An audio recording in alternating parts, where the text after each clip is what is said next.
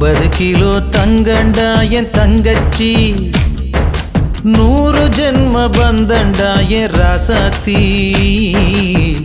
சென்னையில என்ன போல பணக்காரன் யாரும் இல்ல, குணத்துல கோடீஸ்வரியும் கூட பிறந்ததால நான் சிரிச்சா நீ சிரிப்ப,